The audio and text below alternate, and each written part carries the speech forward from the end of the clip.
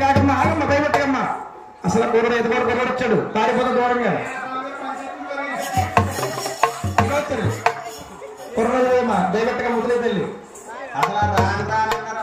అదిగో మహాతల్లి ఈ ముగ్గురుని కూడా అంతా అంతా 12,000 బాలకుమారులు వేసింది. ఈ ముగ్గురు త్రిమూర్తులు ముందుగా కలియోగముడు తెలిసింది. కలియోగములో మానవులందరూ ముగ్గురిని దేవుళ్ళని పూజించాలి. పెద్దవాణ్ణి పిలుస్తుంది బాబు ఈ భూలోకములో కలియోగమందురా నీ పేరు బ్రహ్మదేవుడు. బాబు నీ పేరేంటయ్యా? బ్రహ్మదేవుడా? బ్రహ్మదేవుడు కదయ్యా బ్రహ్మదేవుడు. బ్రహ్మదేవుడు కాదు బ్రహ్మదేవుడు అని పేరు పెట్టి బ్రహ్మలోకి రాసింది గోవిందా. ఈ రెండో వాణ్ణి పిలిచి బాబు ఈ భూలోకములో కలియోగమందున నీ పేరు మహావిష్ణు. బాబు నీ పేరేమిటయ్యా? వెసులగట్టయ్యా విష్ణుమూర్తి. ఏడమూర్తులే అని పేరు పెట్టి వైకుంఠపట్టు రాసిందిగా ఉందా. ఈ మూడో వాడు చిన్నవాడు పిరికివాడు గౌరీ శంకరుడు. బాబు నీ పేరేమిటయ్యా?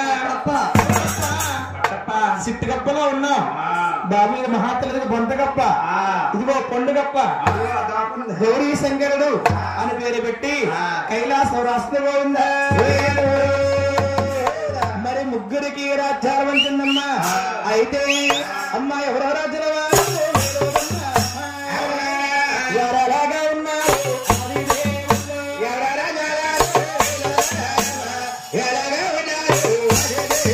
ఎవరు రాజ్యాల వారు మహాతల్లి అడవుల తల్లి.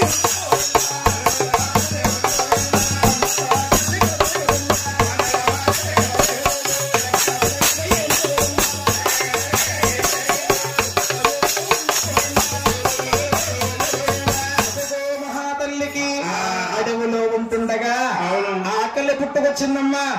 అడవులో భోజనం చేయడాగే ఉంటాయి. ఎన్ని పళ్ళు తిన్నా గాని మహాతల్లికి ఆకలి బాధ తిరగడం లేదు. ఆ ఆకలి బాధను ఎలా తీర్చుకోను కొన్ని కారణాల వల్ల అడవంతా గ్రహిస్తుంది. ఈ కలియోగం పెరగడానికి అడవులో వృక్షం పుట్టింది. ఆ వృక్షానికి పండు నిర్మించింది. పండుగ చూసి అలా భ్రమించింది గోవిందా. ఆ పండుని భోంచేయగానే ఆ తల్లికి ఆ సమయంలో ఏం పుట్టాయి? అప్పుడే పుట్టాయి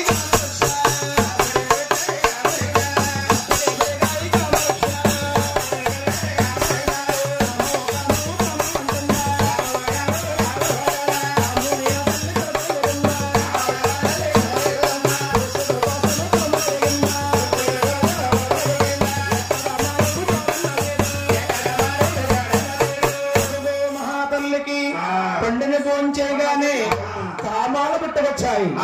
ఈ కామాన్ని ఎవరు తీరుస్తారు? దూరదృష్టిలో తెలుస్తుంది. ఆ తల్లికి ముగ్గురు కనిపిస్తున్నారు. ఎవరండి? బ్రహ్మదేవుడు. కూర్చోడు sir. Mahavishnu. Good morning. Good morning madam. Madam ఇవి టీచర్ కాదు, కాలు కాదు. కూర్చో. గౌరీ శంకరుడు. Good night. Good night. Good night. పడుకుంటామండి బాబు. టైం కూర్చో. ఈ ముగ్గురు నా కామాన్ని తీరుస్తారు, నన్ను పొందుతారు అని మహాతల్లి ముందుగా బ్రహ్మలోకమలుతుంది. ఆడేటి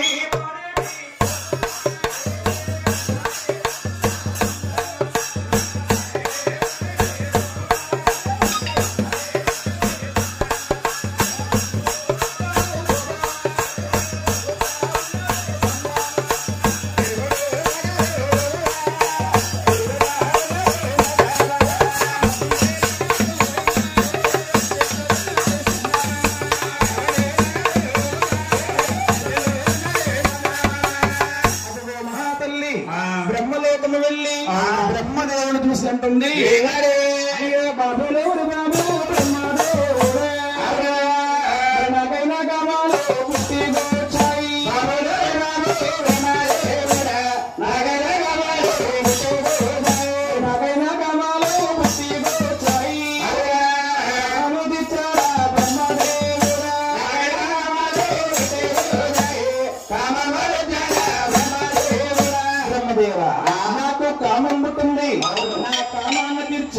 నన్ను పొందవయ్యా అనగానే బ్రహ్మదేవుడు చూడండి 2 చెవులు మూసుకుంటున్నాడు గోవిందా